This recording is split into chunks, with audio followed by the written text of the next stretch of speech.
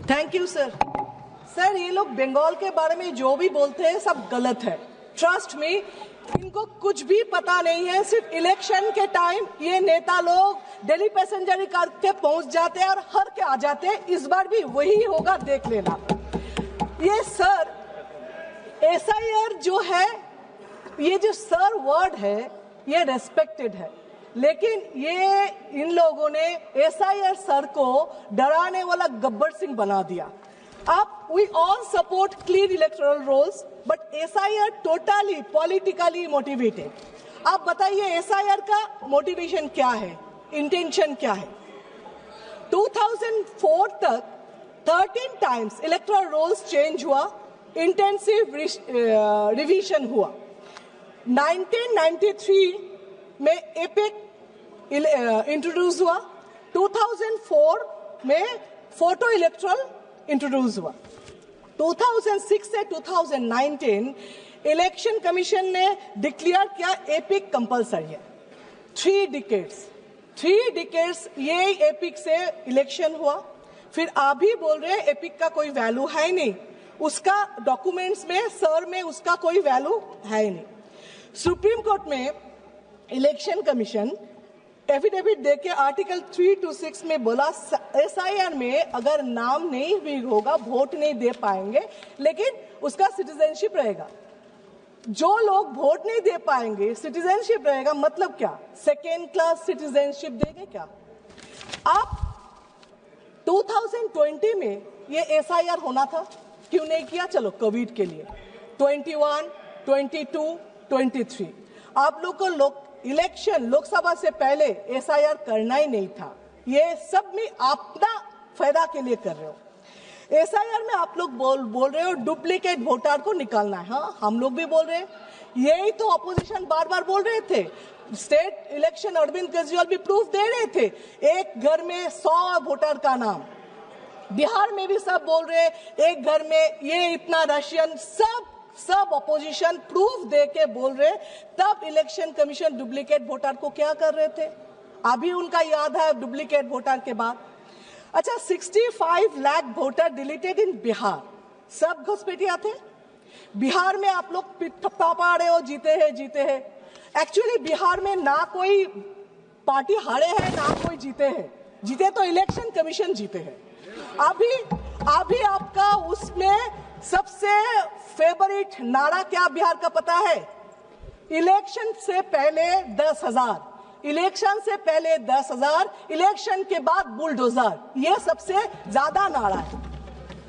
आप नागरिक का बात करते हो, सिटीजनशिप, इलेक्शन कमीशन घुमा फिरा के आप सिटीजन हो कि नहीं ये बता रहे। आप कौन होते हो? संविधान में कौन सा धारा में आप बता रहे हो? आपका पावर क्या है सिटीजनशिप देना लेना नहीं हो ये बताने के लिए? इसके लिए दूसरा authority national register of citizen होना चाहिए था, वो है ही नहीं। यहाँ पे इस देश में आइन है, डेमोक्रेसी है, संविधान है, बहुत सारे अथॉरिटीज है जो अलग अलग काम करना है, जिसको काम देना है, लेकिन नहीं, ये तो एक ही अथॉरिटी जो जुडिशियल से लेके सब कंट्रोल करेंगे।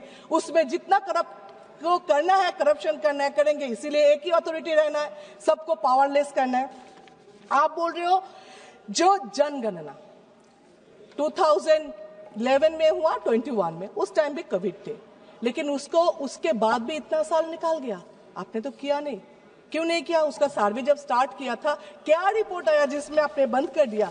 अगर बोले टाइम नहीं है, इलेक्शन आ गया, तो एसआईआर 3 महीने में आप कर रहे हो, प्रेशर दे के लोग को मार रहे हो। 50 आदमी वहां पे बीएलओ मर गए जो खुद बोल के सुसाइड नोट पे लिख कर गया इलेक्शन कमीशन के नाम पे। फिर भी आपका रिस्पॉन्सिबिलिटी है नहीं, आप नहीं ले रहे हो। फिर 3 महीने में आपको करना है, लेकिन उस टाइम नहीं करना। आइडेंटिटी कार्ड, परिचय पत्र, वो तो एक ही होना चाहिए।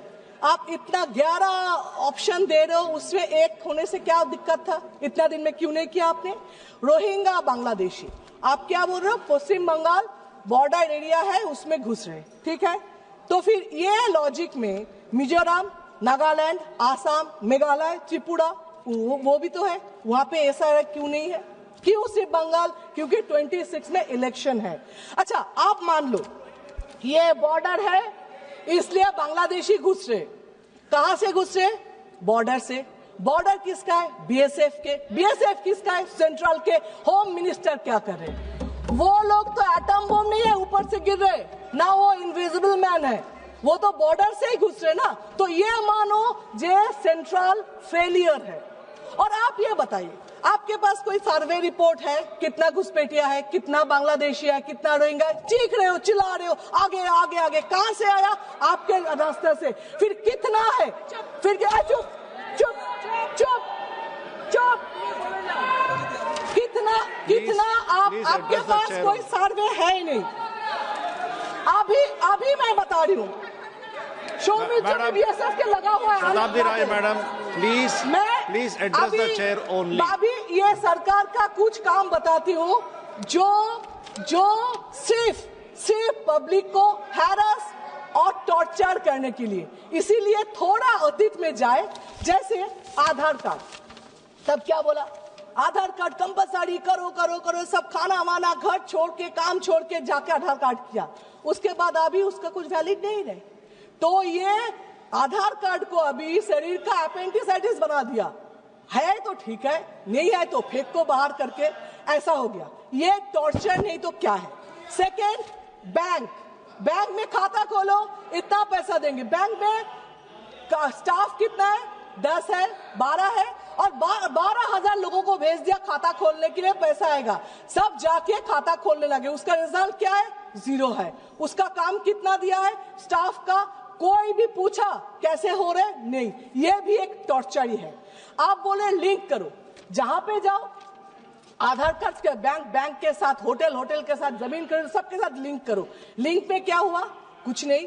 उसका भी, ये भी एक टॉर्चर ही है। इसके बाद मोहम्मद बिन तुगलक जैसा अचानक आ गया नोटबंदी। उसमें क्या हुआ? आपने क्या बोला? जे इसमें ब्लैक मनी खत्म होगा, टेररिस्ट खत्म होगा। क्या हुआ? हर दिन ब्लैक मनी मिल रहे। टेररिस्ट का बात तो मत ही करो। पहलगाम में क्या हुआ? अभी तक कोई पकड़ा नहीं गया, अभी तक कुछ नहीं हुआ। दिल्ली में आपके नाक के ऊपर ब्लास्टिंग हुआ, मतलब टेररिस्ट खत्म कर नहीं पाए, ब्लैक मनी खत्म कर नहीं पाए। फिर भी ये नोटबंदी और एक टॉर्चर ही है। अभी इसका नया फॉर्मेट है SIR। ये भी टॉर्चर करके लोगों को मार रहे हो, ये भी और एक फॉर्मेट से आप बता रहे हो। ये जो करते हो ना, बैंक लिंक, ये नोटबंदी, SIR, इसमें मेरा एक स्टोरी याद है। मेरे फैमिली में एक का डेथ हो गया था, जिसके हस्बैंड को डेथ हो तो वो रो रही थी, सब आके उसको संभाल रहे थे, ये करो मत करो मत करो, दुखी है, जैसे एडवाइस करते।